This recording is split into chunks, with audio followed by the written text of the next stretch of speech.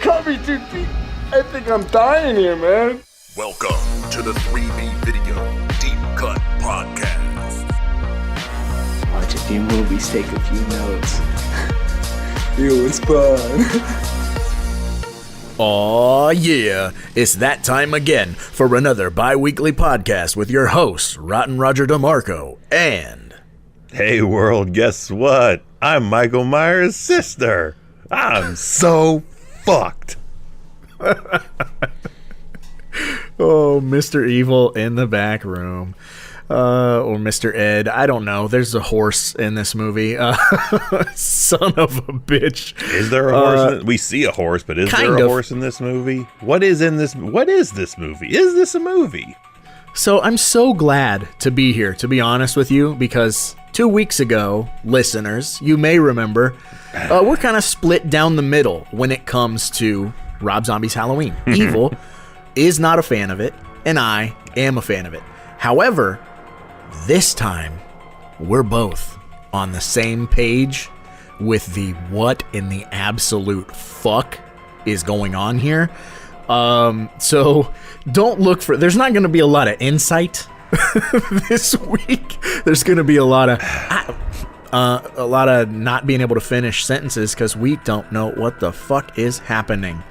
And this not knowing what happening lasts for another almost 2 hours. So between it, that's 4 hours of Rob Zombie. You talked on the last one about really enjoying that making of thing.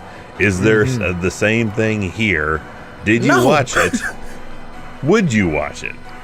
I would watch a making of, but it will not change my opinion on this movie. You don't think 4.5 hours of how we made Halloween 2 will make you appreciate Halloween 2? I don't think so, man. I really don't. Why do you think that's not there? This is a director's cut. Like, it's easy. Sometimes you got to fight the other way around to get a director's cut of something. This is like it's easier to get the director's cut than the theatrical cut. So in theory, you should have more Rob Zombie reign, which he got more reign because they wanted him to do a sequel. I think that's the problem. So, do you want to give the folks out there in internet land a brief plot synopsis, the best you can, and then we'll just get into this? Man, a plot synopsis sounds like a fucking word salad. Laurie Strode shoots him. He is in an ambulance, walks away after they hit a cow. She walks down the street, dreams she's in the hospital. 2 years later, she's living with Danielle Harris and Brad Dourif. Yeah. She shares some Halloween 5 connection with Michael Myers, like eating pizza, eating a dog. Could be the same thing. Michael finally kills Danielle Harris. Yeah, which one movie too long, dude. Come on now. It took him 2 years to kill Danielle Harris. There's visions of young Michael Myers, but it's a different young Michael Myers than the previous young Michael Myers, because that young Michael Myers from the original Halloween, not an original, but this original Halloween, aged out, so they had to get someone appropriate of age. So the new young Michael Myers from the second original is with Ghost Mom, who is with Ghost White Horse, which has symbolism, which is this explains symbolism, but it doesn't explain the symbolism. And then these ghost powers have properties in the real world, like able to hold down an actual person or not hold down a real person. Is it all in Laurie Strode's head because she's really Angel Myers, and the movie ends, is she dead, or is she in a insane asylum where she's just accepted that she's Angel Myers, or is she dead? All that mixed in with a shit ton of dream sequences and some straight up like Tool, Nine Inch Nail music video. Yeah, and stuff. Rob Zombie music video. Yeah, but it's a very. I've never watched any Rob Zombie music videos. I've seen clips of Dragula, but I've never watched a single Rob Zombie music video. So I don't know if that's. I mean, I guess how could it not be his? It's his movie. Why wouldn't it be his fucking music video style?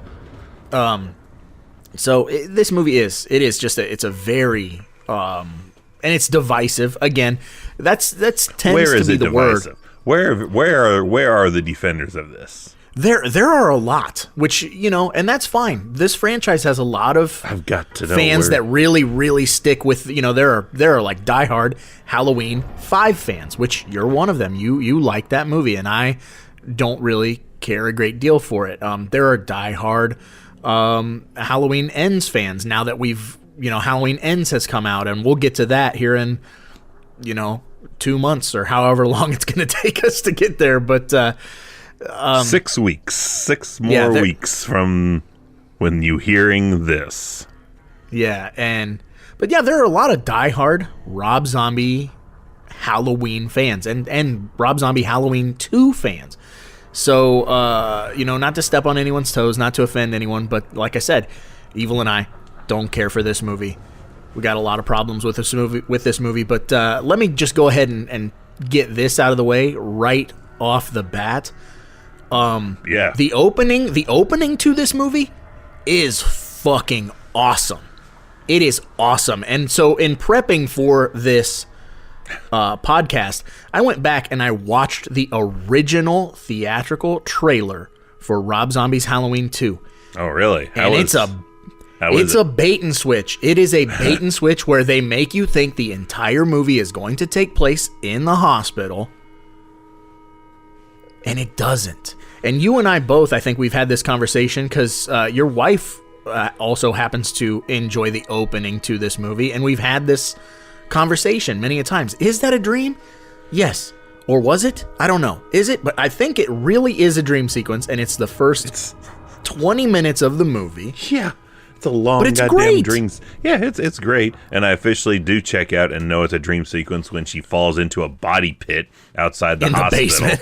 Yeah, but that's the first and only thing that comes to mind when you're like Halloween H2 Family is Forever movie is the wife looking at me going, "Are you sure this is a dream sequence?" It's a really long dream. because we watched it, we rented it when Redbox was a thing where we rented a movie from time to time. Rented it, watched it, returned it, and she didn't remember a damn thing from the movie, which I do not blame her. But upon rewatching it when it became in the collection because it was part of the set, rewatching it, she just for that whole 20-minute time span periodically looked over at me and goes, "Are you sure this is a dream sequence?" Yeah. Yeah, it is. 3 minutes later. Are you sure this is this is a long dream? Are you sure it's a dream? Yeah. It really is. And it, like you said, there are no hints that it's a dream until it's so Rob Zombie. Like that is a descriptive that says everything right there. Yeah. That's a sentence that's worth 1,000 words. It's so Rob Zombie when she falls into this body pit. Yeah, like part of you wants to go, well, yeah, in a Rob Zombie world there would be a basement full of dead bodies in a hospital. But no, it's a dream. It is a dream.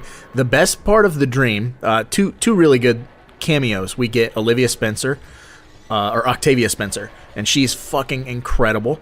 I guess you also have Caroline Williams, who I always forget about, but the star of that dream sequence is Hatchet alum Richard Reilly.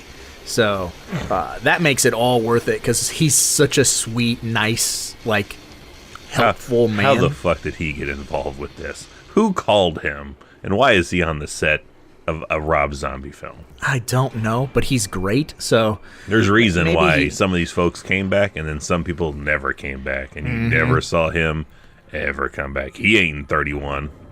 Nope.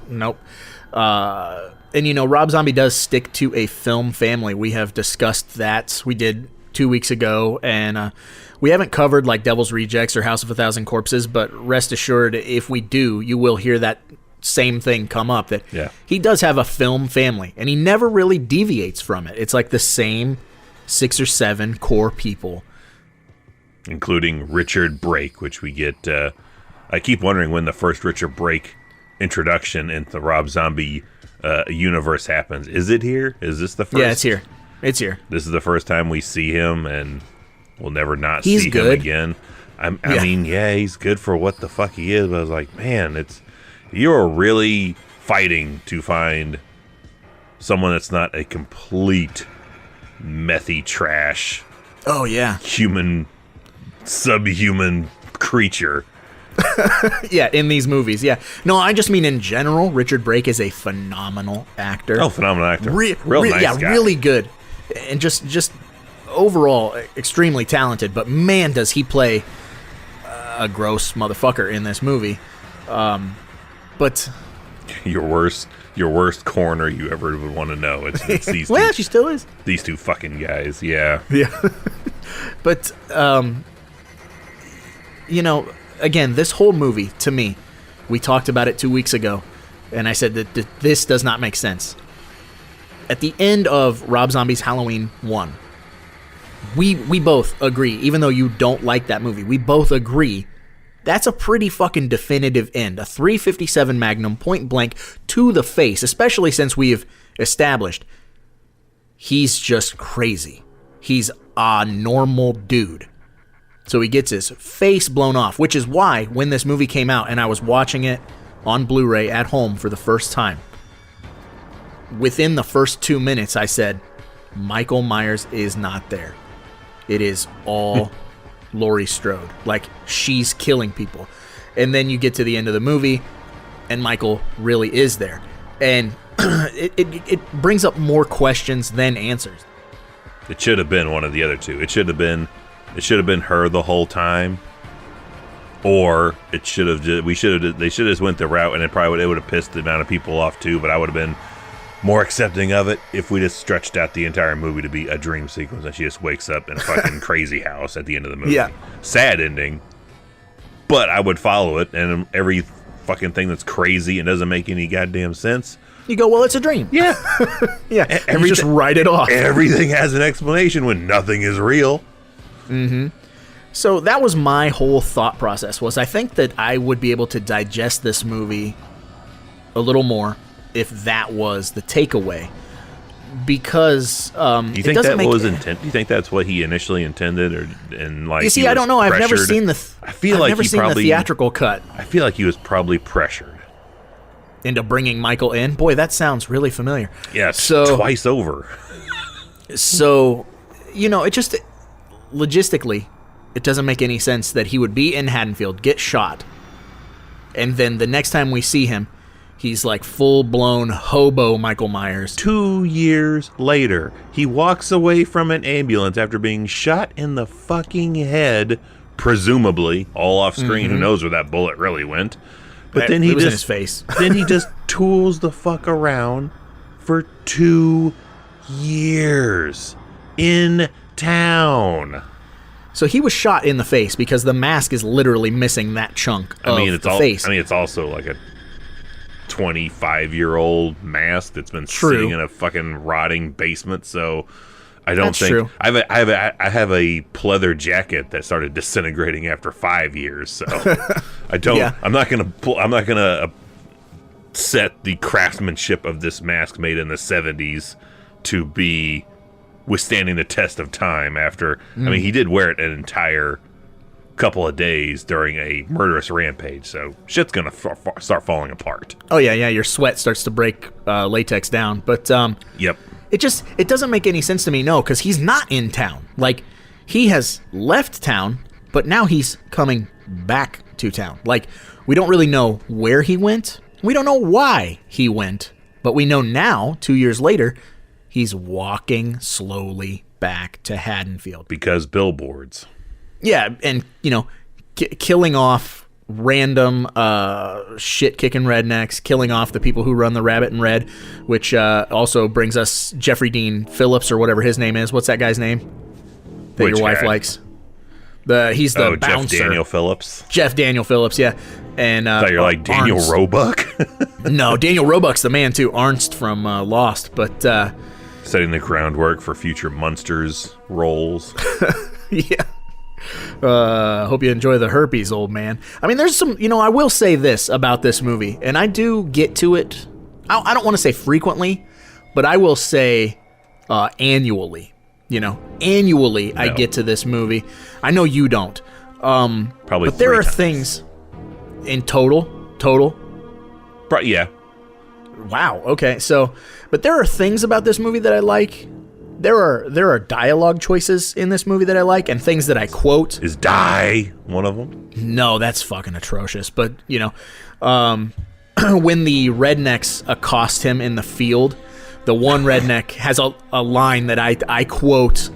I want to say daily, and it's close. Jesus. You about 7 foot of fucktard, ain't you? Like, which is definitely a Rob Zombie quote. Yeah. I don't know what it is. Tarantino could put fuck in his dialogue, and it could be 3/4 of dialogue, and somehow it works. Because it's cool, man. Rob Zombie you know what I mean? uses fuck in his movies, and I'm like, you know what? I could probably go a week without ever hearing the word again. I think the problem with it, again, is it's the characters, right? And again, like, you watch Reservoir Dogs, that is 95% dialogue, that is a lot of talking, and a lot of F-bombs. A lot of F-bombs. But for some reason, it's 100% passable because those characters fucking cool as ice, dude. You know what I mean? Like, it's a cool setting. It's like, it's hip, it's different. But when it's like white trash dudes and in flannels and, greasy, stringy hair and just the dregs of humanity, it's like, well, it just feels like I'm in a trailer park. Like, it just feels gross. To me, it feels like an 8th grader who just learned he could say it. Yes. And never stops saying it. Uh-huh. Like, yeah. You have no way to really use the weight of that word. It's just thrown about, and you just willy-nilly. Yeah, you don't use it in proper context. Which we're not here to be language and English Nazis, but come the fuck on. Yeah, no, like, here's the difference. Like a Tarantino, I'm gonna keep going back to that. Like a Tarantino, because it's the same amount of fucks, but it's the complete opposite effect of it. Yeah, it's somehow found a way into the sentence to accentuate, which is the whole reason expletives exist, right? Is like, you know what? Like, that's fucking cool. Like, it's beyond cool, is what you're saying. So, but Rob Zombie will be like, he will use it as every word in a sentence, like, fuck this fucking fuck motherfucking fuck you fuckface fucker, like, and it's like dripping with. Witcher brake will slam into a fucking cow at head speed, and just sit there and go fuck. Like for like 2 minutes. Yeah, like he's a goddamn toy just stuck on repeat, like it's just skipping over and over. As opposed to like Death Proof, where it's like, Jesus fucking Christ, Shane, it's not my job to supply y'all with weed. And then you have a whole breakdown of like, you're pissed off at me, and you threw a fucking in there to emphasize your pissed offness. Like, there, completely different use. Almost probably the same amount of time and use of fucks, but wow, what a difference. Yep, but cool. And also, so now that we talked about like the opener, and the opener being solid, right? Like, it really like lulls you into a false sense of security of the movie that you're going to get. Hey, like, you're having a good time, aren't you? Be a shame if this was a dream. Just a dream. So we snap out of this dream, and within 2 years' time, and I don't want to call Laurie Strode mousy, because in the 2007 first Rob Zombie movie, she's not mousy. She's just more like, she's so close to a real teenager to me. Like, she's nice, but she's also like kind of filthy, and she's not so reserved. She's clean. She showered. She has clean clothes. She buys new clothes. Yeah. She has a sense of popular style. Yeah. She gets out the house. She sees sunlight. Yeah. Yeah, she's a normal functioning teenager, which she's happy. Yeah. And in this movie, granted, she has went through some serious fucking trauma, but boy, is she like... She has not... She has not showered. She has not washed her hair in 2 years. She has not bought any new clothes in 2 years. And she's, of course, like, that's probably the deepest symbolism we get is, oh, now she's wearing Kiss beat to shit band shirts, which nobody has. What is with that? No one has clean band shirts. If you have to have a rock shirt of any kind, it has to be torn up, cut up, and beat the hell, like sun bleached. All cracked. Yeah.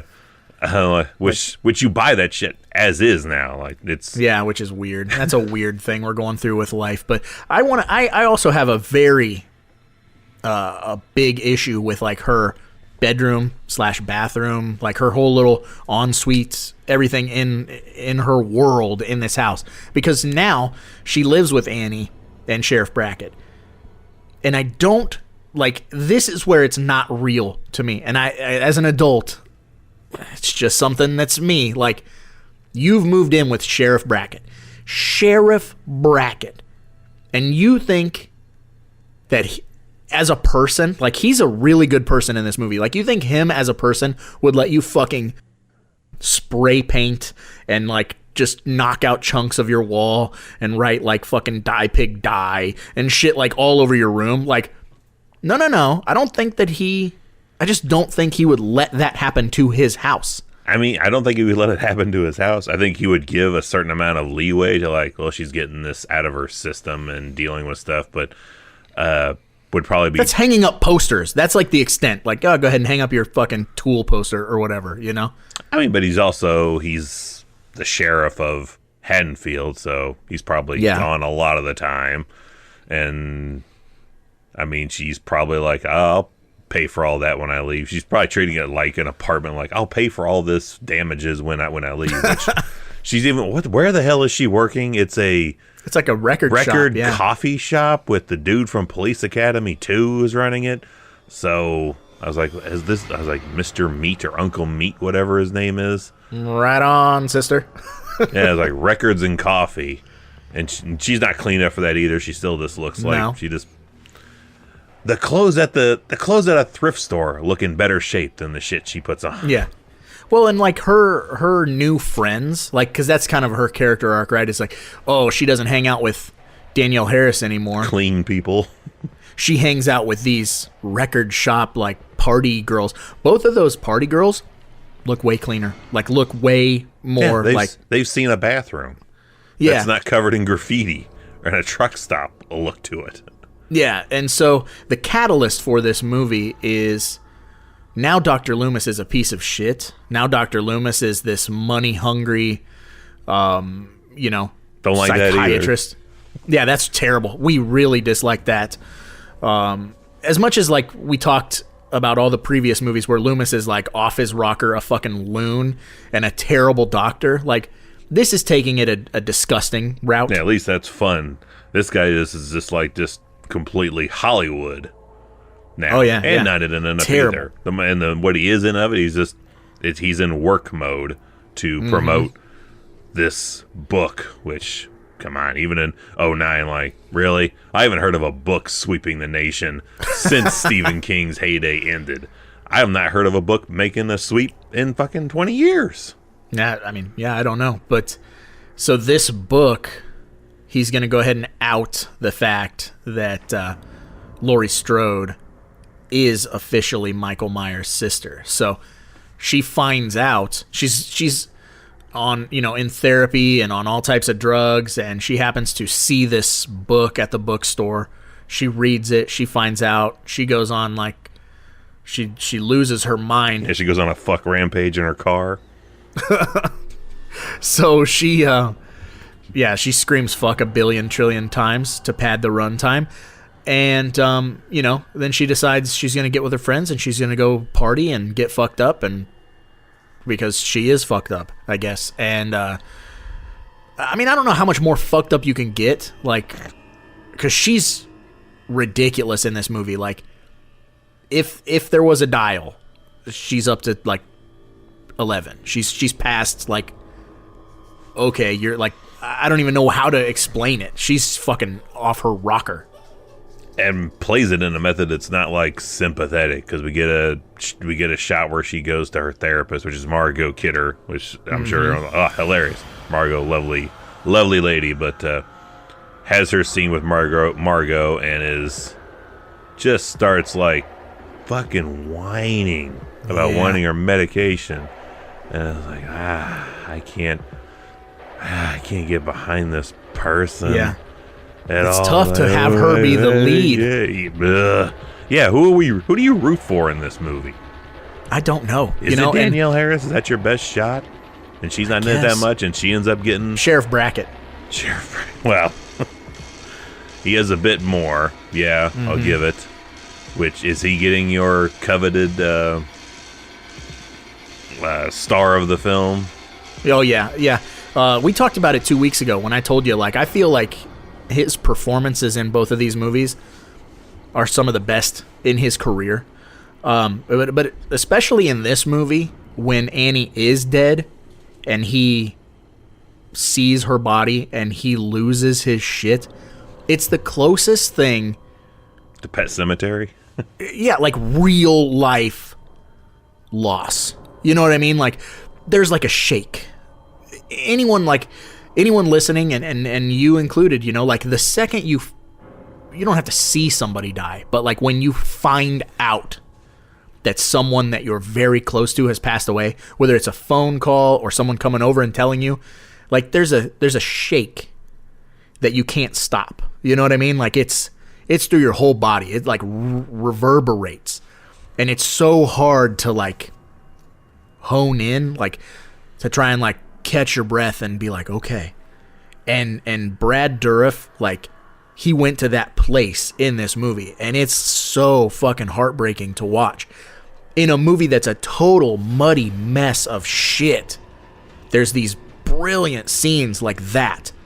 And that's what makes it so hard for me, is because, like, I hate this movie, but, like, there are scenes where I go, I fucking love that scene, you know? So. That's because that's the power of the Dourif. Mm-hmm. Which he's good, I think. Unstoppable. On the same level as Weird Al Yankovic in this movie, which I wonder how he feels about that being on his resume. What? Weird Al Yankovic. Oh, yeah, that's true, because Weird Al is in this movie with Chris Hardwick. You know, that's probably the same reaction he would have if you talked to Weird Al about it. Like, so how was your work on Halloween 2? What? Your work you did on H2. Oh, I did do that in 2009. I was there, yeah. I always forget about that, yeah, because Dr. Loomis is like, oh, he made a fool of me, or whatever. Because in a movie full of what? Huh? Wait, what? Goddamn Weird Al Yankovic just rolls onto the screen and just, what? Yeah. There's so much shit in here, you completely can forget about that. Twice I've forgotten that he's in that, in the scene, yeah, with Loomis and Chris Hardwick playing themselves. Yep. So here's my other real big issue with this movie, and it's no secret. You know, anytime we talk about Rob Zombie, the conversation has to drift to this, and it is that Sherry Moon Zombie is involved in every project, right? So this is one of those things where, like, she's dead, dude. Like, she killed herself, and you still find a way to give her, like, 20 pages in the script. Like, and she's guiding Mountain Man Myers through 2 years of wandering. I guess guides him back to the strip club out of the fucking blue, because apparently there's vengeance there. I guess she liked her boss. I saw the deleted scenes of Halloween 2007. Like, he's nice. But I guess people gotta die there because reasons. Boobs. And yeah, and then we're like, well, we gotta kill Loomis now because he's profiting off our pain. So by that, I need you to kidnap Laurie and bring her back to this barn in this little shed out in the middle of nowhere. Wherever the fuck this is. Which we get a third act fucking comeback around on Loomis where he's like, oh, I've got to right these wrongs. Maybe I have been wrong this whole movie, and I should redeem this character. Too little, too late. Totally redeem yourself. Hey, total redemption. He trades in his car for a scooter. He gets only 27 miles to the gallon, so it takes him a while to get back to Haddonfield and to save the day, a.k.a. gets shot in crossfire from a SWAT team. That John Denver's full of shit, man. I wanted to circle back talking about your favorite character of Brad Dourif. So we don't have a award for our favorite actor on a movie, but we do have one for the most sympathetic character that we have. So does he also get your coveted brown panty achievement? Oh yeah, even though he doesn't die, you feel the worst for him. I do. I mean, I think it's one of the best representations of grief on screen in a long time. So yeah, I can't not give it to him. It warrants his punch to the face of Loomis when we get to the end of the movie. I'm giving it to myself for suffering through all this. I'm the brown panty achievement winner for H2. Wow. Yeah. Holy crap. So take that. And we try. I will, you know what I mean? Like, I'll be honest with you. Like I said, not a frequent watch, but an annual watch. And there are times where I might slip it in twice a year, maybe even 3 times a year, to go back. Make it sound like the narcotic it is. Like, I may slip it into my drink once or twice a year. Every once in a while, I'm feeling like, crazy. I'm feeling like I should give this a go. And I mean, I understand why people like it. And again, that's that. It's different, Yeah, I'll give you that. It's definitely different. So that's the argument. What's your conclusion to how this ends? Then what do you think? She's dead. You think she's dead? Yeah, that's her afterlife, is just hanging out with. I mean, we don't know because we've seen ghosts doing shit in this movie affecting real world people. So, like, is that real? Is that some Tyler Durden kind of shit? Where's the line? I don't know. I'll go with it if you tell me where the line is. Just tell me where it is and I'll go with it. But there is no lines. There's just fucks everywhere. And see, that's the issue with it not being Laurie being the killer and it actually being Michael. Because then we bring in all this weird supernatural stuff that we just have to accept. Like the mother and like the child version of Michael being able to like hold down. There's 2 Michaels in this movie affecting things in real time. Yeah, no. So like it doesn't gel, but I do believe that she's 100% dead at the end of the movie. But I think that's part of my biggest issue with this movie is how like otherworldly it feels. Does that make sense? Oh yeah. It doesn't feel like grounded in reality. Like there's so many like departures into dream sequences. Some alien watched clips of the Halloween movies. The fucking the bounty hunters from Critters watched some highlight reels of Halloween, and they're like, "All right, now make your own Halloween movie based on these highlighted clips we've seen, and include this guy Rob Zombie. Go." Yeah, and that's really how I feel. I just feel like it's this weird like amalgamation of like Rob Zombie thinking like, you know what, I'm cool, I'm hip. Let me do my Rob Zombie thing. Let me put a bunch of dream sequences. Let me put like, my wife in here. Let me do some ghost shit. Let me do, let's have some walls bleed. Let's have some, oversaturated black and white footage and, distorted screams and like all this weird Rob Zombie stuff. And it's so distracting that I feel like if all of that stuff were to be cut out and we just had a straightforward narrative, it would still be disgustingly Rob Zombie with all the curse words and all of those things. But I think it might have made a more passable film. So I really want to know if he likes this movie. I don't think he does. I think you like your own movie. I think he made a movie.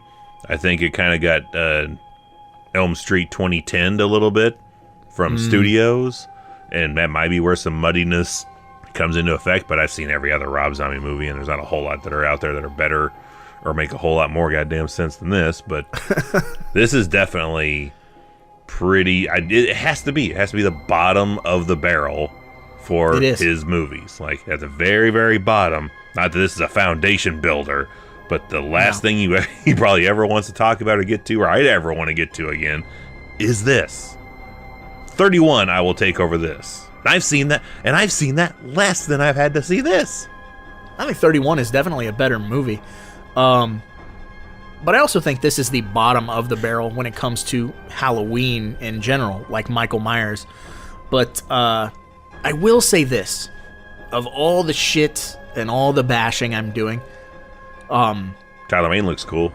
Yeah, I was going to say Tyler Mane's performance as Michael Myers, awesome. You know, still big, brooding, angry, really aggressive. Like, and to put that in perspective is all you really need to do is watch the first 20 minutes of this movie when he's killing the hospital staff and he's like stabbing the shit out of Octavia Spencer and he's like,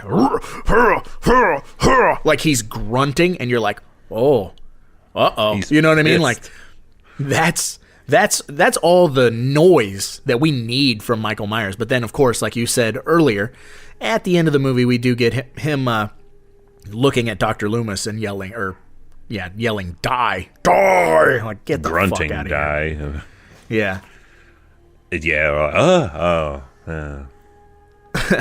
Yeah. Not gonna work for me. That's how you end this franchise for Rob Zombie's world, is just kill everybody.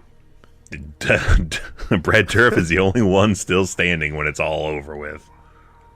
Everybody's dead, and love hurts. Yeah. Now, that's the second time we bring in Love Hurts, because we do it in the first Rob Zombie's Halloween when Sherry Moon Zombie is dancing at the Rabbit in Red, which is a really weird strip song. I don't know. I've watched some strippers work it to "Youth of a Nation" by POD. That'll change you. That'll change your perception. Well, like a Christian kind of rock band. The pussy lips flapping in your face. Yeah, like a school shooting and lyrics to really bring out the butthole showing. Oh, yeah. But speaking of hate, speaking of buttholes, speaking of unpleasant things, we're talking H2 and also the Amazon 1-star reviews.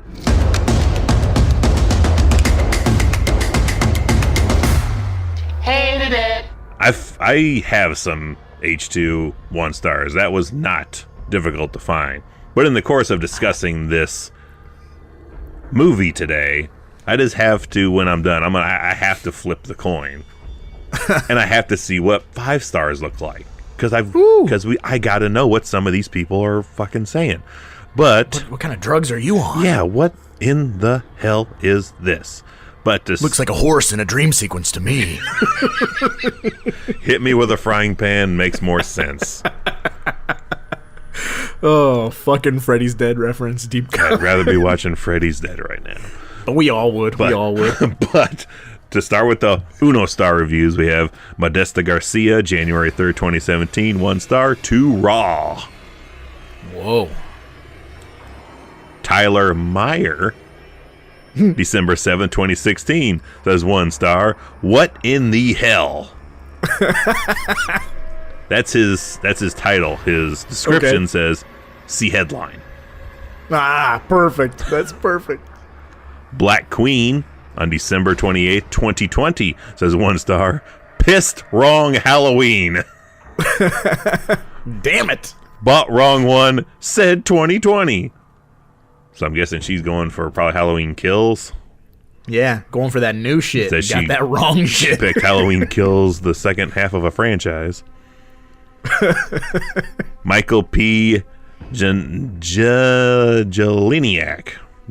Michael P. Jeleniak, September 19, 2016, 1 star. Absolutely horrible movie. Went into thinking it could only be. And of course, oh shit, that's the title. I got to say that all over again. Absolutely horrible movie. Went into thinking it could be better than Zombie's first reboot. It wasn't. I am never really turned off by gore, but in this case, it was just unnecessary. Again, his characters are just the worst of society. They are. They are bad. That's right there. That's right up there with Water is Wet, buddy. Yeah. What the hell were you thinking? All right. Next is Grego. November 15, 2013, 1 star. Way to take a shh on the Halloween franchise. This is a horrible movie. I mean, remakes are never as good as the original, but this is just horrible. This is bad. The character development, or Laurie and Loomis, are horrible. The lack of plot just leaves more questions than answers and are extremely confusing. I'm Michael Myers, and I see ghosts. This movie sucks. Way to go, Rob Zombie, you jackass. You son of a bitch. Christine Symes, July 25th, 2010. 1 star. Super annoying. Oh. This movie doesn't deserve more than 2 or 3 sentences. So here it goes. Rob Zombie's Halloween 2 has stupid characters whom you wouldn't mind if they all died, with the exception of Sheriff Brackett and Laurie's poor friend Maya. I mean, that's pretty much what happens. Mm-hmm. The dialogue is redundant and unintelligible. Yeah, true. You're left with wanting more plot, a waste of time. I was expecting more from Rob Zombie than something as dumb and blunt as this movie. That's it. That's the review. Perfection. One more 1 star here from Gore Lover.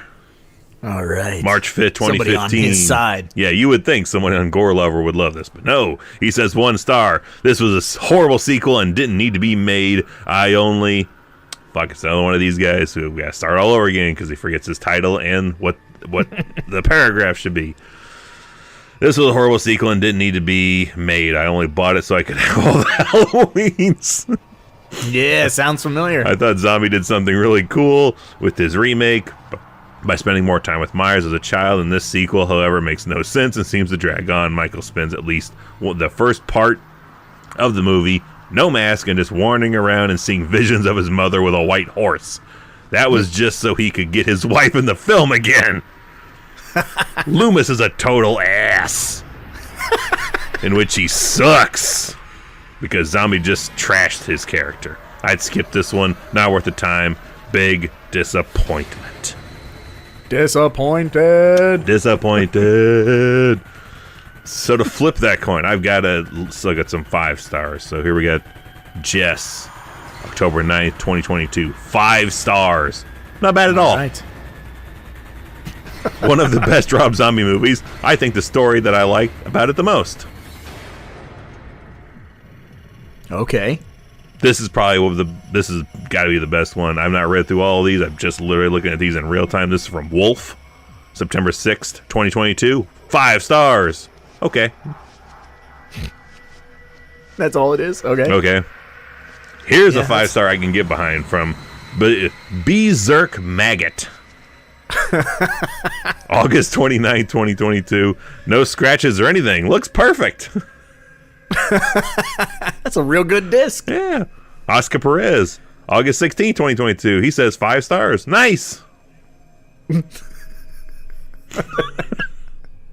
Are these verified Amazon purchases? All right. Here we have a verified purchase from TC. August 1st, 2014. 5 stars. Caps. This movie is amazing! But Rob Zombie isn't! Most people don't like this movie, but I do 100% with 3 exclamation points. Well, only the unrated version. The movie does not suck. I think most people don't have any good taste in horror movies. Hell, if this movie came out in 1980, then a higher percentage of people would give it more credit. This is an effing super good slasher film. Finally, in years. The only thing, and I mean only thing I don't like was the white horse. There you go. Yeah. No one likes the fucking white horse. I get the point, but I think that's a little out there. BTW, Danielle Harris, did a great job in both films. It was fun to see her and the sheriff who does the voice of Chucky in all the Child's Play movies. Forget all the reviews you have seen here. If you haven't seen it, go for it. Do it. You won't be disappointed. If you don't like slashers or horror movies, then don't waste your time. Also, Rob Zombie takes like 5 years to make a movie, and of course promotes it tons of months in advance, and then releases it way friggin' later than it should be. Way friggin' later. He must have major ADD or ADHD. Don't see the Lords of Salem. One of the worst movies ever. It ends up there with the capture of Bigfoot. Wow. Yeah, I like how he snuck in a fucking dig. Yeah, even a 5-star review of a Rob Zombie film can't not include a 1-star review of another Rob Zombie film. That's perfect. So is that you want to wrap? Is that wrapping it up? I'm just combing through a few more of these. We have Joseph Orlando, January 10th, 2010. He says 5 stars. Wow. There's a bunch that are several like multiple paragraphs long as to why they love this movie. And I don't need an entire plot synopsis. Just something small like Vet here on May 29th, 2021. 5 stars. Right. Love. Awesome. Wow. 1 star is 1 word, or 5 stars 1 word. 1 star paragraph. Yeah, or Jen, 5 stars on October 25th, 2020. Favorite Halloween movie besides the original, hashtag what horse. Without the I instead of no. Best of 2 Rob Zombie Halloween remakes. What horse? Whotte, W-H-O-T-E. What horse? What horse? And son of a biscuit. And for one more, just because I like these best, August Teo Chin Lai. July 18th, 2020. 5 stars. Awesome horror movie. Received in good condition. There it is. Yeah, as long as it shows up not fucked up, I'm happy. 5 stars. It arrived unbroken. Yeah, unscathed. Well, now that we rambled and ranted about the movie for a little while, and we did some Amazon 1-star reviews, plus a couple of 5-star reviews, Evil, what does that mean? It's time to cue up the Motorhead. Actually, it should be Brad Dourif. I think Brad Dourif could play a pretty gnarly Lemmy, especially with how he looks in this movie. Zit. Yeah, put those big giant warts on the side of his face, put on some aviator glasses and some leather, drank several beers so you're completely slurred on your lyrics, and we're truly ready with Sheriff Lee Brackett to play the game. It's time to play the game. Time to play the game. It's all about the game and how you play it. What are you supposed to be, a sexy vampire? Are you a giant? Oh boy, that's right. It is time to play the game. And if you're new here, welcome. But you're probably scratching your head asking yourself, what is the game? Well, the game is a deep cut in and of itself where you got to pick a prop from the movie that we are covering, but it can't be a well-known prop. So since we're covering Rob Zombie's Halloween 2, you can't say you want Michael's mask, you can't say you want his coveralls, and you can't say you want his knife. Those are all low-hanging fruit. So, as Evil likes to say, you gotta go deep or die. Go die yourself, you sons of bitches. Yeah, die, but definitely don't shower afterwards. You want to be screen accurate. Yes, yeah. I would like the screen accurate, unshowered wardrobe Laurie of wig, every character. Yeah. Nah, as far as my prop goes, dude, I'll go first this week. Please do, for you, because you're not ready for mine. So, everybody who's listening, find us on all the social media platforms. Find us however you may, and let us know your prop. We have a YouTube page, Patreon. All those out there ready for you. But so the one thing that we didn't really touch on, we talked about Michael being brutal, right? But that kind of goes back to my man Wayne Toth and his amazing team and the gore effects that they are able to do. So if I have to pick a prop, most of the time you and I talk a lot about like dead animal props and things of that nature. I had thought really hard about wanting that dead cow prop. Spoiler, that's mine. I'm taking the exploded cow. Okay. So yeah, I thought really hard about that, but I thought that's pretty big. Because that always, even in clip form, gets the biggest reaction from me in this entire movie is this cow. They are just smashing into it 70 miles an hour. They are going way too fast on this fucking country road, and they obliterate that cow. It's amazing. So I know our heads are in the exact same area because you and I. As soon as I thought, I was like, oh, I want that fucking cow. And I'm torn between the pre-hit cow or what that shit looks like after it was blowed up. Pre-hit just cow have that cow or post-hit cow. Exploded cow, like just put it in your driveway. Because I feel it looked like a regular cow, but it looks like a bomb went off inside of it. Like you could probably crawl in there and lay in it, which is what like I would do. Tauntaun? Yeah, I would probably dress up the 13-year-old as douse her in fake blood and like just sit inside the cow body here and just writhe around and freak the fuck out of trick-or-treaters. Cow bodies. 2%. My prop. I already forgot the guy's name. God damn it. The bouncer at the Rabbit in Red, that Jeff Daniel Phillips. I always want to say Jeffrey Dean. Jeff Daniel Phillips. You're thinking of Jeffrey Dean Morgan. Definitely too classy to be in this movie. Yeah. When he encounters Michael out by the dumpster, I already sent some sorry fucking jagoff to the emergency room tonight, or whatever the fucking line is. And so he's going to try and beat up Michael Myers. Well, Michael Myers obviously wins and smooshes his fucking head. So I want that smooshed head prop. Dude. Smooshed Phillips' head. That shit. So he turned a Phillips head into a flathead. Oh, you see, there's a joke for you. Yeah. That's real good. Yeah. Real good. Dad jokes I'm learning all day. The T-1000 would definitely try to reacquire you there. I would. Oh, shit. Well, so like I said, let us know your props. Follow us on all social medias and yada yada. Thank God we're done with Rob Zombie's Halloween 2. End of the franchise. So we're done now, right? That's the end of the Halloween movies, correct? Yeah, wait. Wait, are we revamping this timeline again? We are. 3 more movies. Wait, so where are they going now, man? Are they following Rob Zombie into a Halloween 3? Or is it going to be 3D? Are we going back to the Jamie Lloyd storyline? Are we going back to the Laurie Strode original storyline? Where the hell are we going? What movies do we need to follow? If we're going to watch this next one, what else do we need to have watched to know what to watch? The Josh Hartnett trilogy is what's happening now. No, just watch the original Halloween. All you need to do is that's what's going to happen. I'm going to predict it now. In 5 years, Josh Hartnett's coming back, and they're going to revive that. Like we're going to reboot the middle of this fucking franchise and start from there. Remember when she had a son? Well, we're going to go back to that.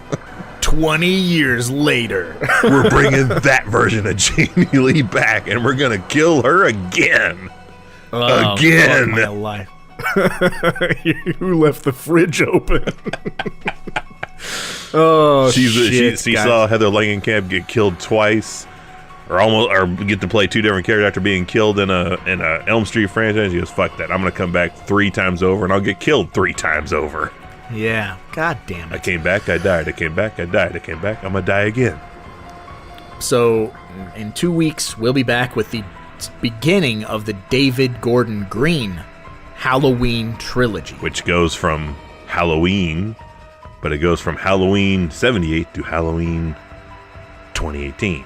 So you can skip everything, every movie in between. All these movies we've done in between have been pointless. You can just jump straight to these last 3 and you've got the whole story. Absolutely. For now. Yes, for now. So, on that note, I suppose we should probably get going because, after all, there's a lot of movies out there and somebody's got to watch them. So why not us? Right? Roger, I want your opinion. I'll just beat it out of you.